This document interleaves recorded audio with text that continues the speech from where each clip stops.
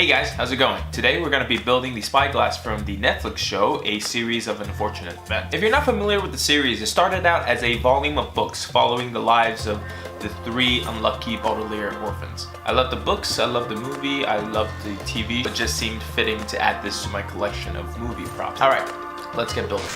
To make sure this thing worked, I decided to start out with a basic Spyglass from Amazon. If you want to order the same one I did, I included a link in the description below.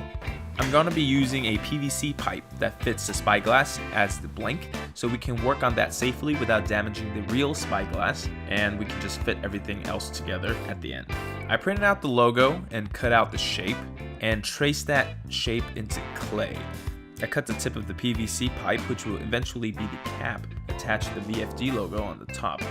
For the dials on the barrel, I went to the hardware store and looked for some of the parts that matches the details on the barrel, but since I couldn't find any oddly shaped and small gauges, I made some of those parts out of clay. I spray painted all the parts and pieces of the barrel gold. For the wood parts, we're going to be using this heat activated veneer I found on Amazon.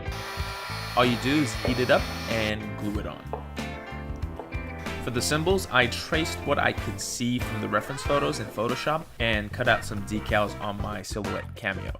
And after that, it was just assembly. I glued on all the pieces and weathered it with a bit of watered down black acrylic paint to give it that nice aged look. And there we go, we're done. Look at how beautiful that is. If you're new here, please don't forget to subscribe and leave a comment below on what you'd like to see in the next episode. Until then, I will see you in the next video. Take care.